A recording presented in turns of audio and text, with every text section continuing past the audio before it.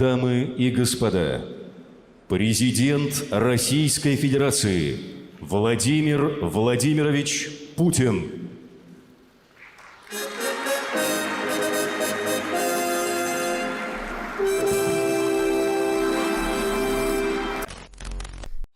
The virus has invaded Russia's inner sanctum. Prime Minister Mikhail Mishustin has tested positive for COVID-19, raising the possibility that other top Russian officials have also been infected. Additionally, at least 330 members of the National Guard have been infected, as have more than 2,000 members of the Russian Armed Forces and at least 24 members of the Federal Guard services, including one captain who reportedly died. This week, Russia passed two milestones, 100,000 confirmed cases and 1,000 deaths.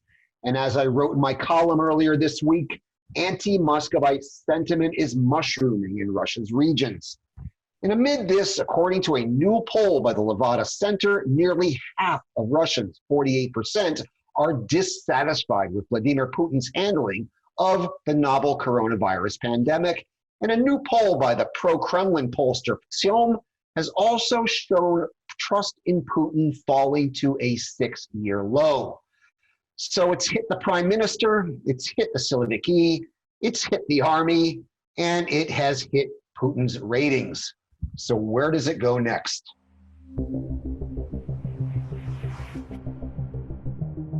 Hello from my condo in Adams Morgan in Washington, D.C., where I am observing federal and local self-isolation guidelines, and welcome to the Power Vertical podcast. My name is Brian Whitmore, director of the Russia program here at CEPA. Joining me from his home in Alexandria, Virginia, is former U.S. State Department official, veteran Kremlin watcher Donald Jensen, a senior fellow and editor-in-chief at CEPA, and a lecturer at Johns Hopkins University. Welcome, Don.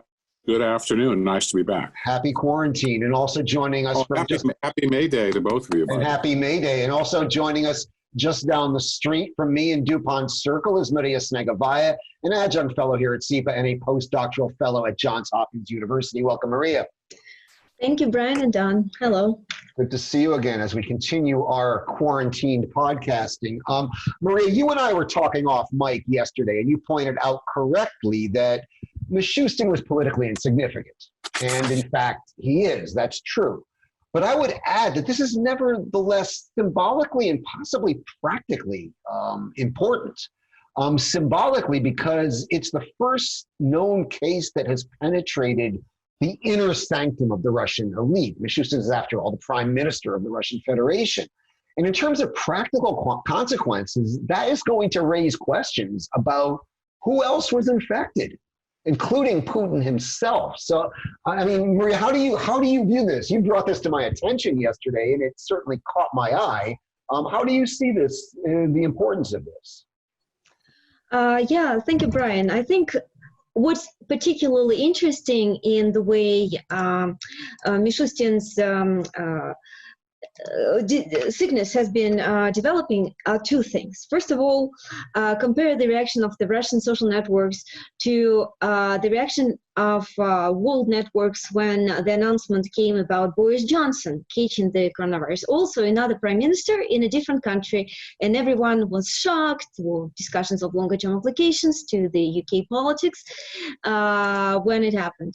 In Russian social networks yesterday, there was a little bit of a surprise, but everyone understands that Mishustin is not the one who is ultimately deciding, making important decisions about the development of the country. It all comes down to a certain type of approval from Putin, even if technically Putin has delegated this responsibility to the cabinet. Second, in fact, as a matter of fact, the Kremlin has already issued a statement that says there will not be fundamental changes to the economic policy as a result of Mishustin currently being sick. But what particularly attracts everyone's attention is the way we learned about Prime Minister essentially leaving temporarily. Some observers pointed out that, in fact, it wasn't done the way normally the procedure should be ongoing. There was a separate decree issued which imposed the new responsibilities on Andrei Belousov, while in fact, according to the existing federal law about the Russian government, if the prime minister is temporarily absent, one of his vice prime ministers actually performs his responsibility without necessarily a decree being in place. The fact that there was a separate decree issued imposing new responsibilities on Belousov actually made some observers to suspect that Mishustin is not coming back. And this is the key discussion that's currently happening in the Russian media. Let's stick with that for a minute, because that is actually interesting. I mean, what would it mean for Belousov to be the prime minister? I mean, is there any significance there? Well, Belousov is a known sort of statesman. He's particularly known, and I think we discussed it in our earlier podcast.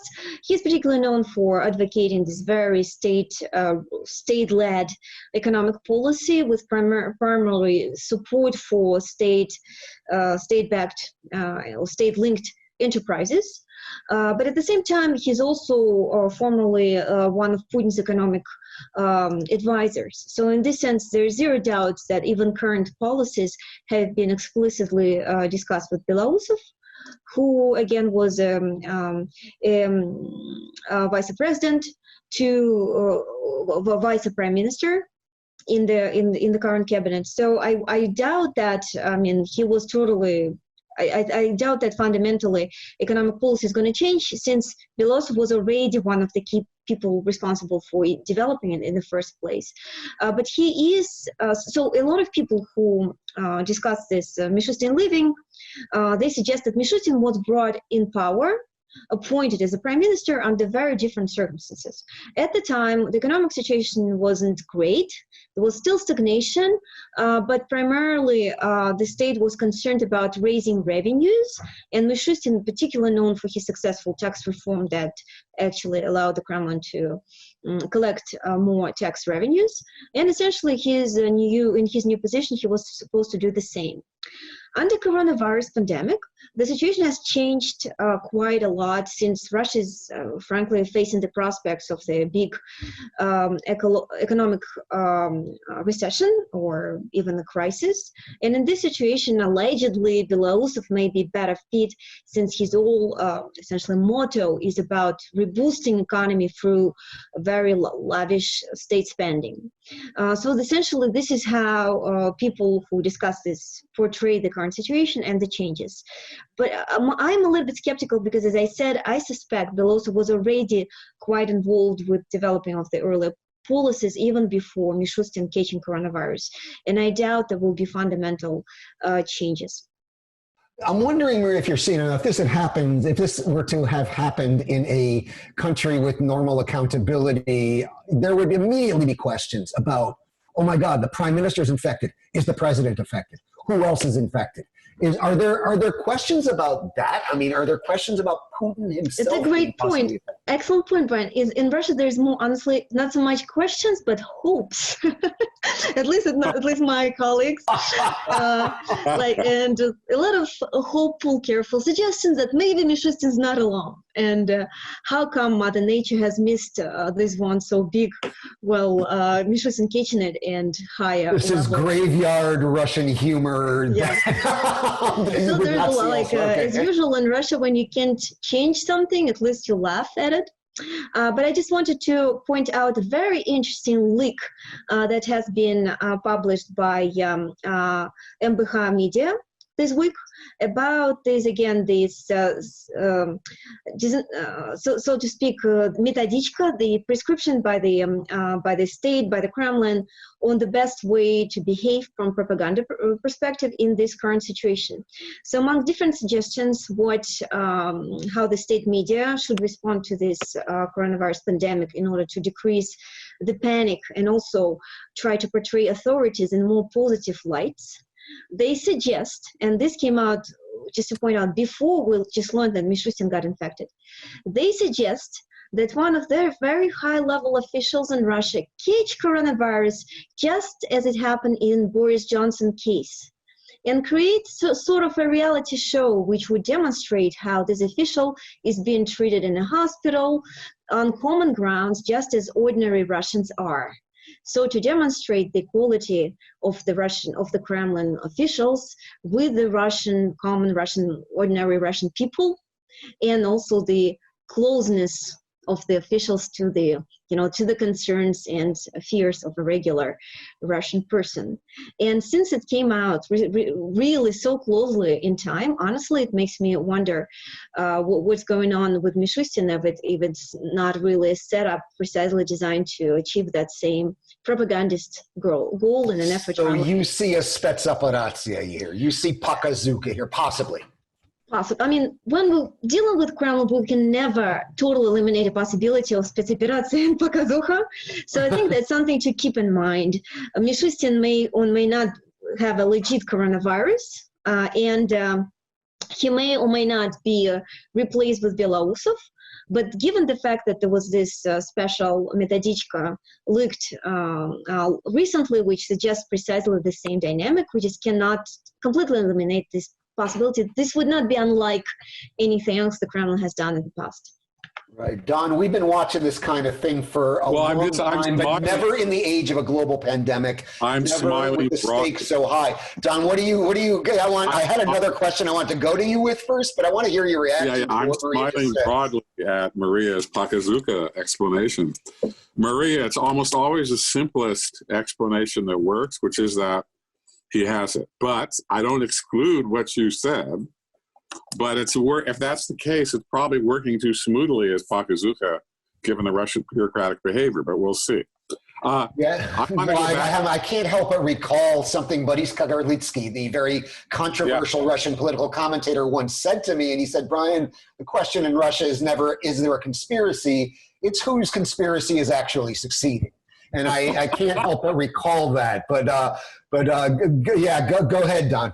Yeah, I want to go back to Maria's interesting earlier point a couple minutes ago about what Belarusov means for a change in economic policy. And I thought, Maria, you highlighted it very well, which is to say, is it a collective decision to go in this or that way on the economy, which Putin then really is the driver of? Or does Belarusov, if he stays, reflect a change in emphasis to more state-controlled? I don't know, but I think the crisis is pushing to a greater role for the state in any case. So in many ways, it doesn't matter. But I thought you highlighted the two explanations very well. I wouldn't be surprised if he doesn't come back, and I wouldn't be surprised if his moment, such as it is, has passed. And I think Belarusov seems to be, his views, as far as we can tell, reflect more the majority of the elite, maybe than Mishustin, who in any case has been criticized from the first day about how he's handled this. So I think Belarusov in many ways is a more appropriate prime minister if he becomes that for the moment. I mean, assuming this isn't Pokazuka, and we'll be keeping an eye on the conspiracy watch on the Russian social media networks on this, but assuming it's not, I mean, what this again illustrates, it's kind of a truism, but it merits repeating. This virus just doesn't give a damn who your Krisha is and like what kind of a license plate you have on your state-issued car or what kind of privileges you have. It does kind of illustrate that everybody is vulnerable to this, and it does tell me that, you know, this could hit Putin himself, and that would have just earth-shaking implications for Russian politics, and that's something we need to bear in mind. And again, that's an excellent point. Excellent point. It shows the vulnerability in an elite that doesn't want to appear vulnerable. It shows differences, and excellent point. And if it went further, boy, there would be, you know, a big problem. And if it is Pokazuka, honestly, it wouldn't surprise me. Although in a situation like this, where a global pandemic, where the consequences are so grave, it would not surprise me that the Russian elite would pull something like this, but it would also just deeply disgust and appall me. But another area where this is hitting, and it's a second set of facts I threw out in my intro, whether or not this is Pokazuka, I'm reasonably sure that the numbers we're seeing among the Russian Siloviki army are not Pokazuka at all. Don, when I look at these numbers so far, among the Siloviki, we see thousands in the army officially. Yeah. We don't know unofficially. Hundreds among Rosgvardia, among the National Guard, which is effectively Putin's own personal Praetorian Guard, which is run by Viktor Zolotov, his former personal bodyguard.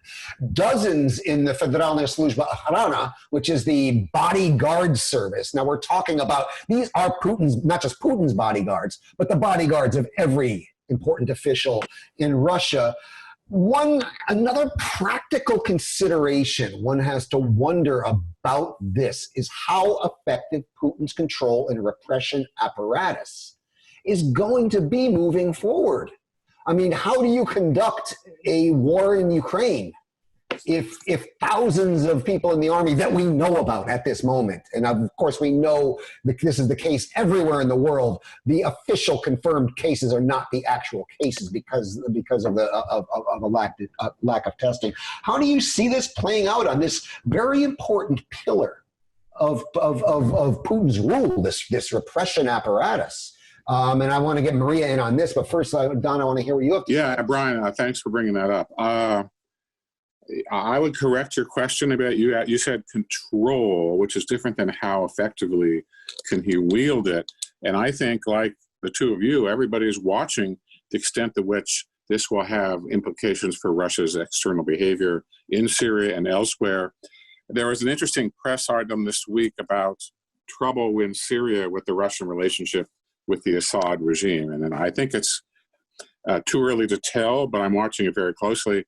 I think, and maybe the way we should look at it, Brian and Maria, is to prioritize, I hate that word, the external issues where you mentioned, Brian, Africa, Ukraine, Syria, Venezuela, and then look at where they would cut back if they had to pull back slightly or how they would change their tactics. I don't see really any change in Ukraine. In fact, one could argue that Ukraine is more vulnerable now than it has been. But our friend Ben Hodges talked about looking at military exercises.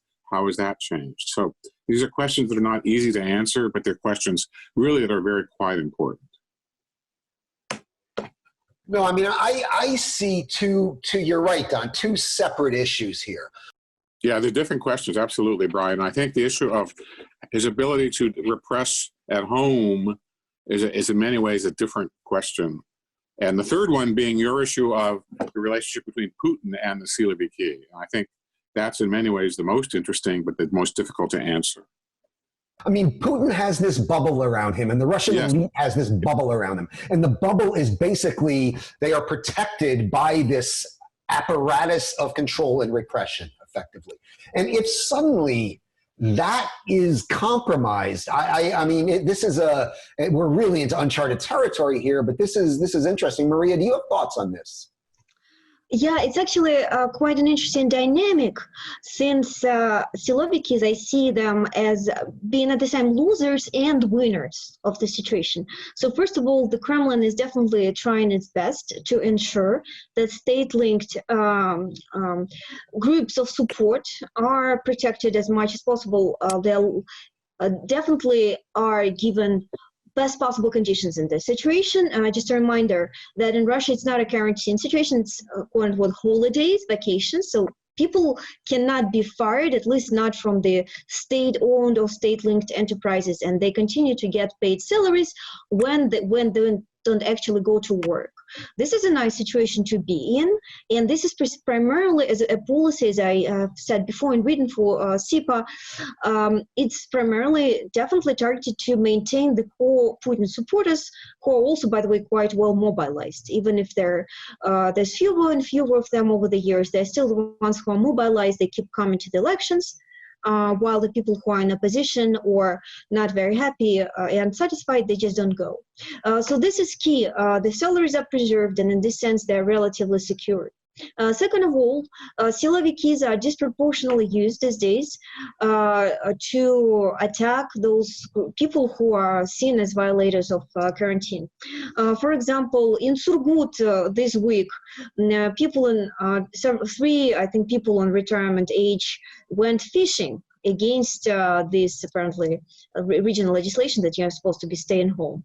And so in response, special unit of OMON has been sent to go catch those fishermen. There's videos on the web, how they run there, very serious looking, all well dressed up, and arrest those 3 older gentlemen who are just trying to have some fun on this quarantine. And this happening countrywide, definitely again an extra ability for Silovikis and these security services to extract more money from the Russian population, because of course these kind of arrests, attacks, they all mean extra fines, extra possibilities for corruption, extortion, and things like that. So if anything, this actually provides more opportunities for mobilizing the Silovikis.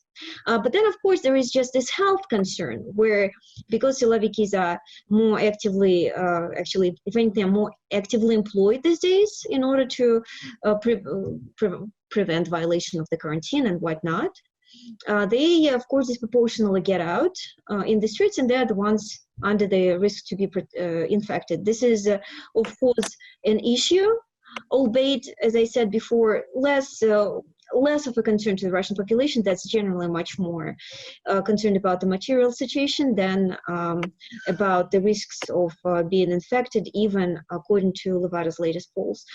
This, however, represents an interesting conundrum where we're going to see this interesting dynamic between Silovikis definitely being on the winning side of this quarantine situation, but at the same time potentially being more exposed to capturing this disease. To repress people, you have to come in contact with them. Unless we're going to see almost a science fiction vision of this, of Siloviki, Oman, and Rosgvardia in hazmat suits, attacking citizens. This is a very interesting dynamic, and I was thinking about this. Go ahead. For Maria. Maria, if they are doing this, are they doing this because they're not controlled from the center? And I like that old word. Or does it mean Putin is losing control a little bit, or the Kremlin is losing control? If they're being more effective locally, what does that mean for Brian's original question, which is a relationship between Putin and the Siloviki, or various Siloviki? I don't have a good answer for that. I really don't. It's a question we've asked for many years and many broadcasts about it, and I just don't have a good answer for that. Is it a power vertical again, Brian? No, or yeah, power? I mean, it is. This is almost the topic of a whole program, but yeah. And I don't have an answer either. Maria, do you? I mean, we're kind of wading into uncharted territory to see how a lot of these dynamics within the Russian state and between the Russian state and society, and how they're going to be playing out. I mean, in this situation. I mean, we're seeing these kinds of things in democratic countries too, how the practices of normal democratic institutions are being kind of transformed temporarily in this situation. One has to wonder how these things are being played out in authoritarian societies as well, which kind of brings me back to a broader observation. And that is, the record among democratic societies is quite mixed. Germany, New Zealand, South Korea have done extraordinarily well among the democratic societies. But when I look across the authoritarian and populist regimes in the world, the record is almost unequivocally and universally bad.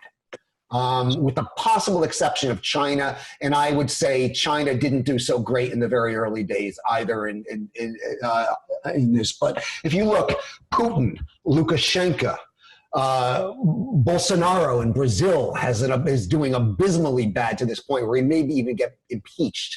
Modi in India is doing. I was listening to a podcast about this yesterday.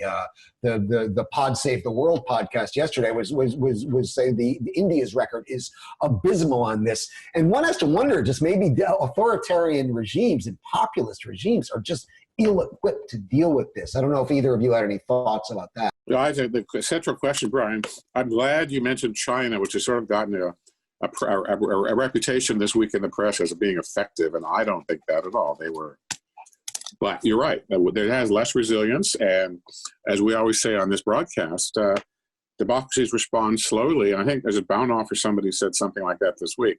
In the longer term, they tend to react better. And I think you're absolutely right.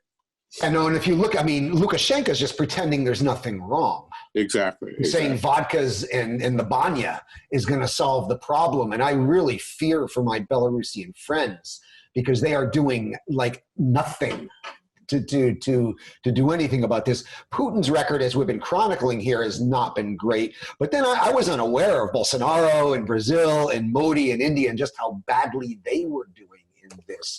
Another thing that I'm thinking about, and actually this is the subject of a piece I want to write, but if you think of the pillars of the Putin regime, oil and gas revenues that'll basically allow them to buy off and bribe the elite and provide a minimal level of well-being to the population, those are in the tank right now. I mean, oil's actually, it's risen out of negative territory, but it's still, between $10 and $20 a barrel.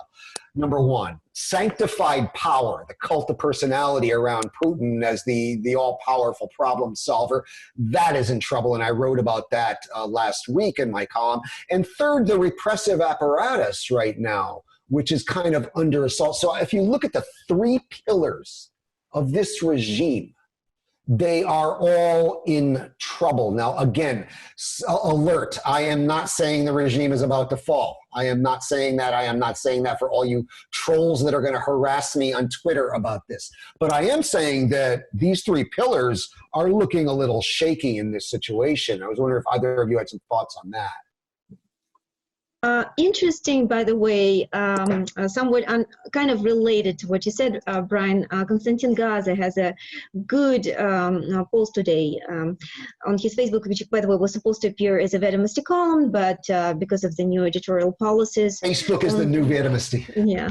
And knew everything on, frankly, any media. Kostya Sonin's article, which was cut from Vedomosti, also appeared in Facebook. So, yeah. Facebook is the new. He points out an interesting conundrum that the transitional period in which the coronavirus caught, the Kremlin actually created with Mishustin being temporarily removed from the position of prime minister, because frankly we don't know under which constitution we're supposed to operate now in this situation. Under the old constitution, if Mishustin leaves, it means that the cabinet should be dismissed and really should be reappointed in this temporary status of performing the responsibilities, and then reappointed by the Duma.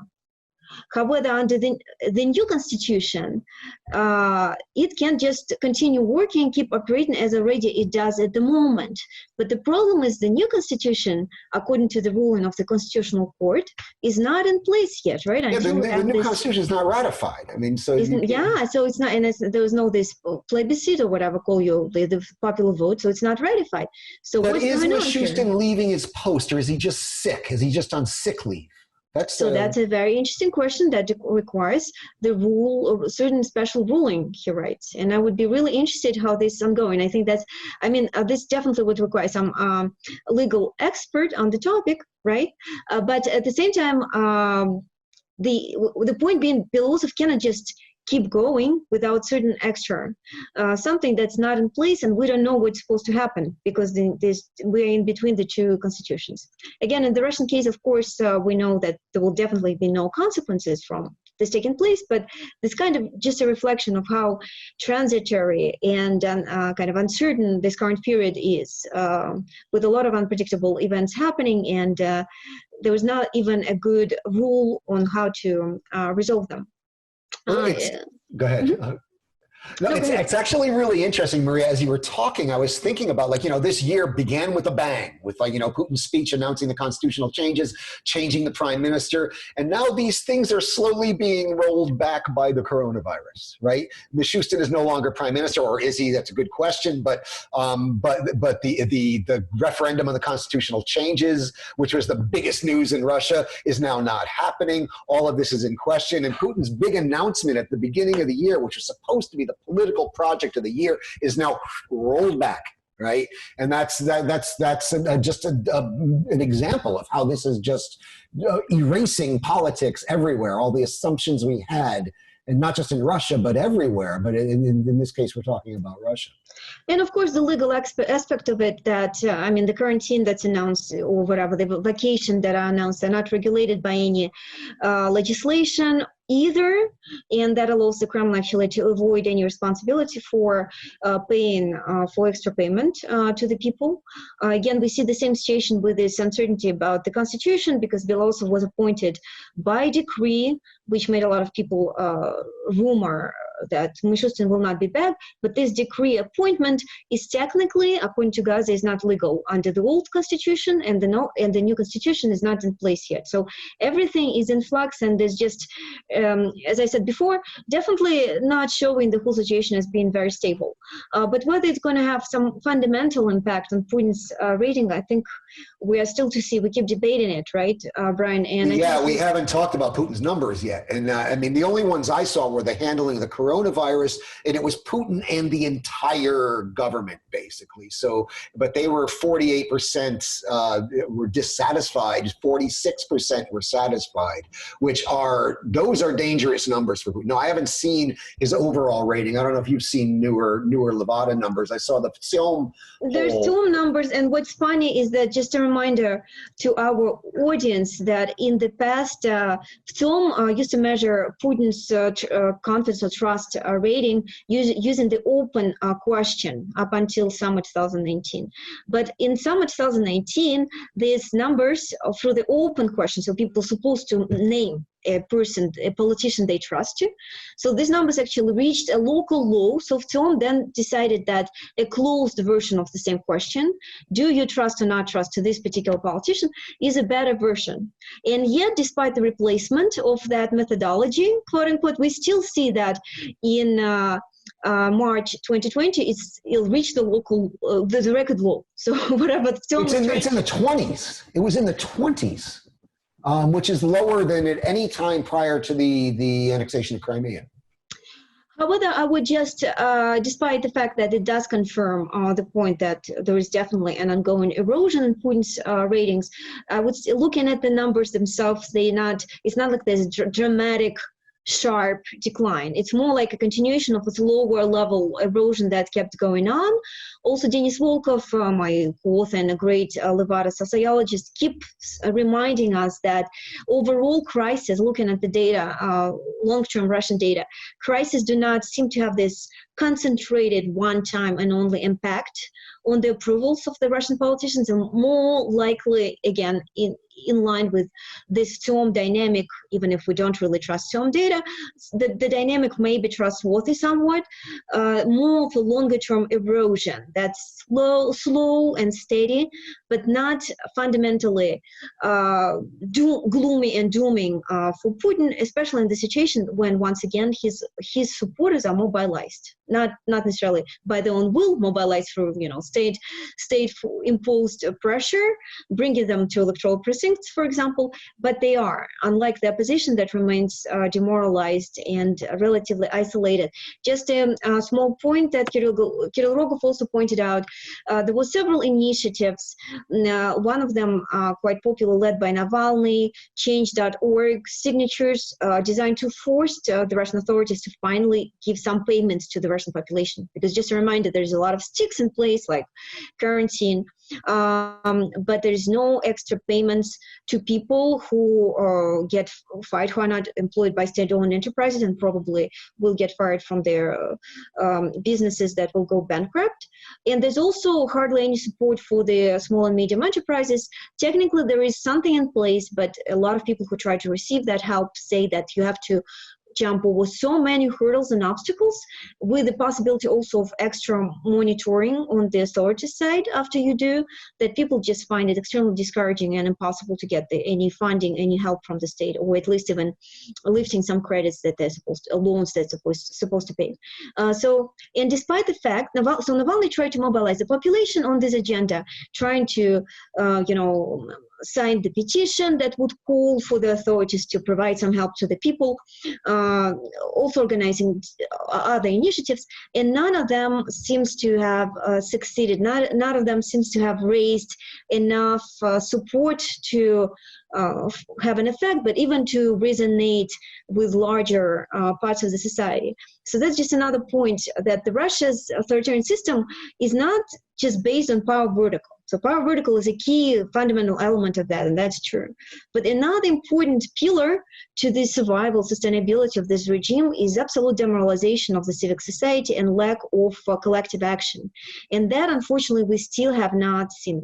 We have discussed in other podcasts here that the grassroots mobilization happens, it grows, but it's still at relatively low levels, nowhere near where we needed to be able to alternate a change. That's demonstrated that even such redistributive initiatives, social spending that's definitely backed by majority of Russians, are not still able to raise enough support to fundamentally change the development.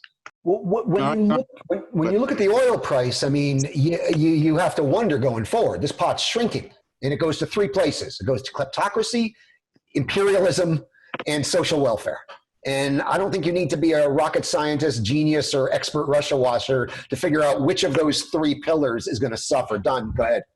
Yeah, I just want to emphasize the importance of what both of you are saying. You keep waiting for the other shoe to drop, whether it's Maria's civil society or a vocal member, slightly more vocal member of the elite.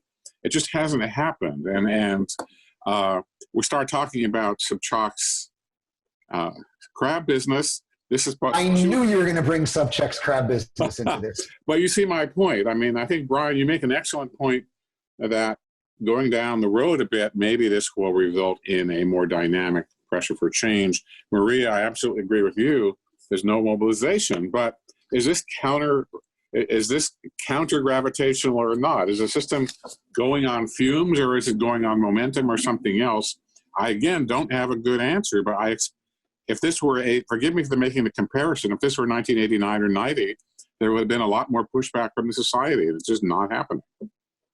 No, I mean, I'm actually abusing. Brian, I say that agreeing with you that the regime is not toppling, but I'm abusing both of your big brains right now, because I'm working on a strategy paper about future scenarios for Russia post-COVID right now. It's one of my longer-term projects I'm working on. And so I'm in the process of doing this podcast. I'm actually abusing both of your big brains. Please, go ahead. In good nature. And on that note, we can shift gears to our second segment where we go to foreign affairs. In a few moments, we will continue our discussion and look at assassination plots in the age of a global pandemic. And I have one assassination plot in mind. I'd like to remind you, you are listening to the Power Vertical podcast. My name is Brian Whitmore, director of the Russia program here at CEPA. Joining me from his home in lovely Alexandria, Virginia, is former U.S. State Department official and veteran Kremlin watcher Donald Jensen, a senior fellow and editor-in-chief at CEPA, and a lecturer at Johns Hopkins University. And also joining us just down the street from my Adams Morgan residence in lovely North DuPont Circle is Maria Snegovaya, an adjunct fellow here at CEPA and a postdoctoral fellow at Johns Hopkins. I'd also like to remind you, you can subscribe to the Power Vertical podcast on iTunes. You can read the Power Vertical blog and watch the vertical video at cepa.org, and you can follow us on the Twitter at Power Vertical.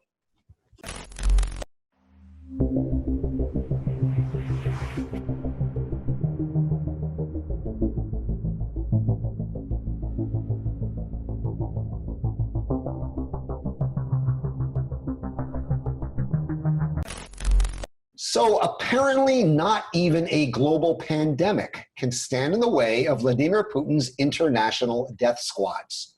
The mayor of Prague, Zdeněk Hřib, has confirmed that he is under police protection after reports surfaced that he and two other officials in the Czech capital were the targets of a Russian assassination plot with the deadly poison Ritsin. Hřib had angered Moscow for his vocal backing of a decision to rename the square in front of the Russian embassy in Prague after the slain Kremlin critic and opposition leader Boris Nemtsov. Russia has also criticized Prague officials for the recent decision to remove a statue of the World War II military hero Marshal Ivan Konev. Is Russia escalating its campaigns of assassinations abroad, and is it now targeting foreign officials? Now, we know about this story thanks to the excellent Czech weekly magazine Respect, which I was an avid reader of in my time in the Czech Republic, which ran a story this week quoting unidentified intelligence and security officials as saying that a suspected Russian intelligence officer arrived in Prague 3 weeks ago, that'd be in early April, on a diplomatic passport with a suitcase containing Rizin. A couple of caveats here. There has been no official confirmation of this plot from Czech intelligence or law enforcement officials on the record. That's important to note. The mayor has confirmed that he is in fact under police protection. It's highly unusual for the mayor of Prague to be under any kind of police protection. It's a pretty open city in terms of how its government goes. You can see the mayor in a cafe, right? A recent report by longtime BBC Prague correspondent Rob Cameron, a good friend of mine who I respect as a very good journalist, appeared skeptical about the plot. So I feel obliged to throw that out there. That said, Respect, the magazine Respect, is a solid and reputable Czech magazine. The name really does fit it. That does quality investigative journalism, probably some of the best quality investigative journalism that I've seen in the Czech Republic. And if I were to think of a Russian analog, it reminds me of Novaya Gazeta. I mean, it's just a genuinely fearless paper that focuses on investigative journalists and does it good. The author, Andrzej Kundra, who I know, who is a highly respected and very professional Czech journalist who is known to have outstanding intelligence and law enforcement sources. So just a little context around this thing that we're going to be discussing now. Don, what do you now? Given all that, Don, I want to go to you. This is foreign affairs. This is your bailiwick. If this is true, it represents a significant escalation in Moscow's assassination campaigns, as the targets in the past have been either A, Russian nationals who are abroad, or B, Russian emigres who in some cases had become citizens of other governments. An assassination plot against the mayor of Prague and the mayor of the Prague 6, which is a district in Prague, and then the mayor of another Prague district. That is a level of escalation that we have not seen yet, to my knowledge. Don, how do you view Yes, this? I would agree if true, and I emphasize if true. My first reaction was Rizin, isn't that what they used on Georgy Markov in 1979? So that it is absolutely what they used on Georgy Markov in 79, and I've actually that this was brought up in some of the reports about this. I've also seen reports, and I don't know, I'm not a doctor, but that the effects of Rizin are very similar to COVID. Take that what you will. I don't have the expertise to assess that. Yeah, or guys, is this just a reflection of the Kremlin sensitivity about Nemtsov? I guess I would need more examples, not that I obviously hope there will be, to talk about an escalation or not. But on the face of it, yes. If it's true and a foreign politician, yes, it's an escalation.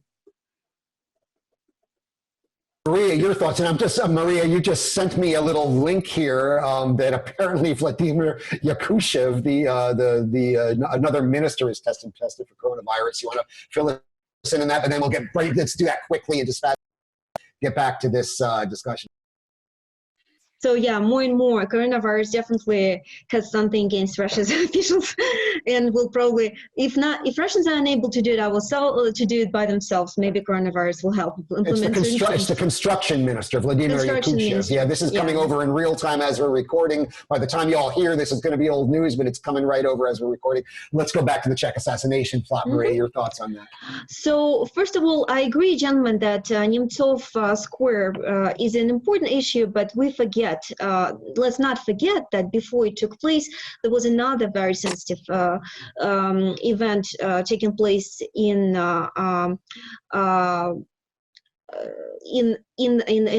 Czech Republic, is they removing the statue of Konev. No, that's a big deal. The one of the key leaders of the Russian Red Army, which under the Soviet history rhetoric or narrative has liberated Prague. And of course, it's a very sensitive issue for Moscow. And the statue has been taken down on April 3rd. by Prague authorities. As in response, by the way, the Russian Investigative Committee, which handles these cases, said that it opened an investigation into defiling of symbols of Russia's military glory. So let's not forget how important the history of Second World War is for the Kremlin. It's actually, if anything, there's just one major event that defines the Kremlin's, Russia's international posture in the eyes of the Kremlin as the Kremlin reads history, as well as legitimacy of the system, frankly, in the eyes of the Russian population. The only event that on which there is an honestly historical event on which there is still certain national unity around this understanding, and that's why the celebration of May 9th, the Victory Day in Russia, has such an important legitimacy issue to that. So I think it may not, I doubt it's just Nemtsov Square being renamed, because as Brian correctly pointed out, it's not the first major capital, a world capital, which so its square is renamed after Nemtsov. And by the way, I really thank the authorities of these cities for doing this, which I believe is a very important thing for Russia's future. And for history of Russia in the future. So it's just accumulation of the events, think that create this certain perception potentially in the Kremlin that there's Czech authorities are after the Kremlin, something along those lines. Again, assuming these rumors are correct, and we're reading them correctly.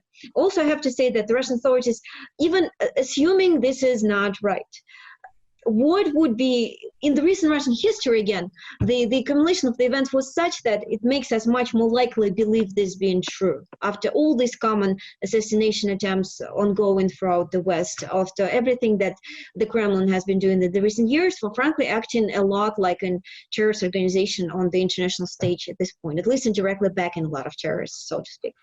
No. And I have to say, go ahead. No, Maria, sorry to interrupt you. I'd also want to point out that the two Prague officials, not the mayor, but the district leaders, Ondřej Kolar and Pavel Novotny, were very, very, very active in getting the statue removed, and very vocal about it. So if anything, and I would also add that our common good friend, Vladimir Karamurza, who is the driving force, and God bless him for this, in getting these squares named after Boris Nemtsov, was himself the target of 2 assassination attempts by poisonment to the Russian authorities. So this is not... It's hard to read the Kremlin's conspiracy mindset, but it's not implausible that they got into their heads that there's something about, so these officials are after them, something along those lines, because the Kremlin really views everything that's going on as part of the broader conspiracy against Russia, or more specifically against them. So because of this accumulation of the events, there's certain kind of perceived war attack on the Kremlin on the side of the Prague authorities, perhaps, potentially, as crazy as it sounds.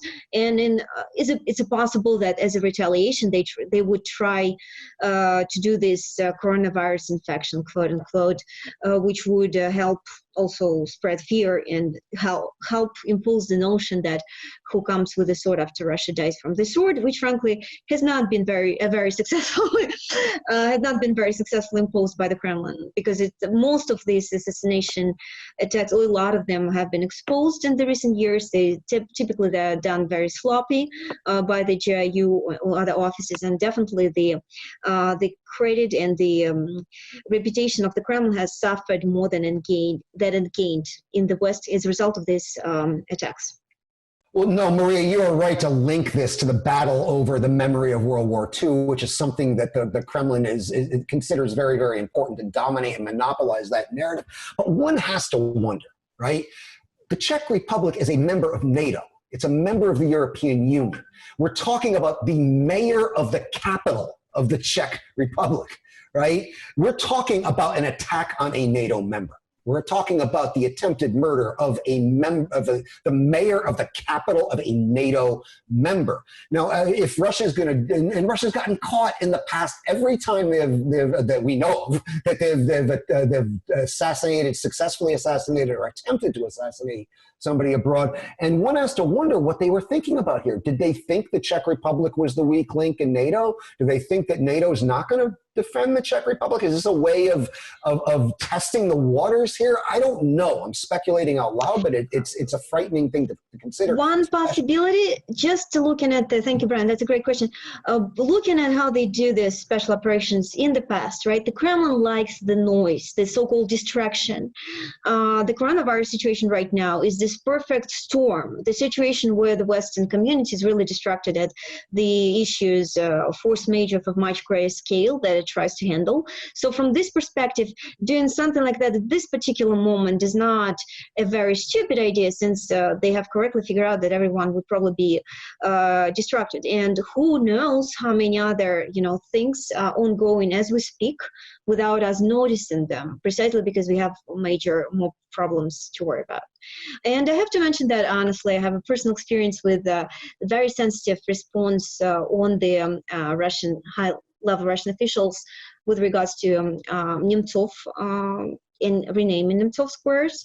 So Kramurza Vladimir, in his articles, he points out that it's not the first time, if confirmed, the sensitive reaction to renaming square after Boris Nemtsov is not the first time we hear, we get from the Kremlin side. The Russian embassies have historically been acting quite weirdly in response to this renaming. You'd think they should be proud that one of the squares in major capitals are renamed after Russian statesmen, right? He was the first deputy prime minister. I mean, this is a great Russian figure. I see. Yeah. Exactly. What do you like to say? What's your problem with this? Precisely. You should be proud. You should own it. He was a great guy who did a lot for Russia. He was an official member of the Kremlin. He was a true patriot. True patriot. So why not embrace it and own it? Instead, for example, we see that the embassies and the ambassadors, for example, in DC, the embassy of Russia has been sent an invitation for the ambassador to attend the opening of the Boris Nemtsov Square when it was renamed. And the embassy has ignored this, and the ambassador did not come. And I actually had this interesting encounter with the ambassador of Russia last year in DC, when I asked him this question, why did you not come and embrace this, not being proud of it? And frankly, the response of the ambassador was very striking. He was quite unhappy with the question, and frankly, at some point, I was a little bit worried about That's an understatement, his reaction. I remember when this happened. Yeah. So I'm just trying to be very careful about describing the situation, just to say that the ambassador was not pleased with me asking this question at all, and the reaction was quite unexpected as well. So the sensitive response that the Russian official representative of the Kremlin have been given to anything that has to do with Nemtsov, honestly, makes us wonder why, instead of being happy about it, they are very nervous, anxious, and backlash at people who promote these initiatives. So if we don't know who killed Nemtsov, we have suspicions, but if anything was to reinforce our suspicion in that regard, that would be precisely the reaction that we repeatedly get on the Kremlin side with respect to similar events. No, I would agree with you, Maria. This man was the governor of Nizhny Novgorod, one of Russia's most important regions. He was first deputy prime minister and once considered a potential president. And he was deputy speaker of the State Duma. And he was a great man, a great patriot, and I would add, a great guy. We all knew him personally. And the Russian reaction to this is the sign of a guilty conscience and nothing else, in my opinion, because otherwise they would be owning it. Don, before we wrap it up for the week, your thoughts on this assassination? Any last thoughts on this assassination, particularly like attacking the Czechs as NATO's weak link? I just want to close with a rhetorical question that I don't have an answer for, which is that we both have come, both in the first half, Brian, Maria, and the second half of the show, to this issue of repression and who's in charge and what's exactly going on, whether at home or abroad. And I wish I was more confident about this, Maria. I think I agree with you, but I think we're probably going to see more of this direct governance, if that's what it's called, by the special services as part of the consequences, the after effect of the virus. They're going to have fewer fig leaves and more direct fists. Mm-hmm. All right, well, in closing, I just want to say, this segment on the Czech Republic has special resonance for me. I lived in Prague for 17 years, very happily.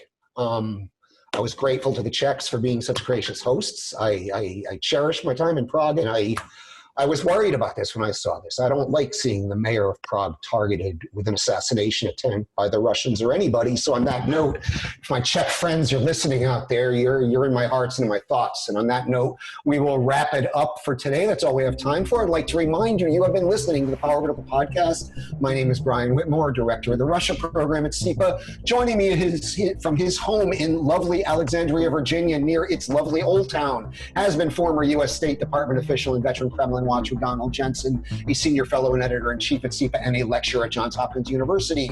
Also joining us right down the street from my Adams Morgan condo in North DuPont Circle in Washington has been Maria Snegovaya, an adjunct fellow at CEPA and a postdoctoral fellow at Johns Hopkins University. Thank you both for an enlightening and lively discussion. Thank you, Brian. Thank you. I'd also like to thank our producer, Michal Harmata, for keeping the lights on and all the complicated machines well-oiled, in working order, sanitized, and socially distanced during our discussion. I'd also like to remind you, you could subscribe to the Power Vertical podcast on iTunes. You could read the Power Vertical blog and watch the Vertical video at CEPA.org, and you can follow us on the Twitter at Power Vertical. Join us again next week. And now, as always, I leave you with something other than the ambient sounds of my favorite socially conscious Russian rapper, Noise MC.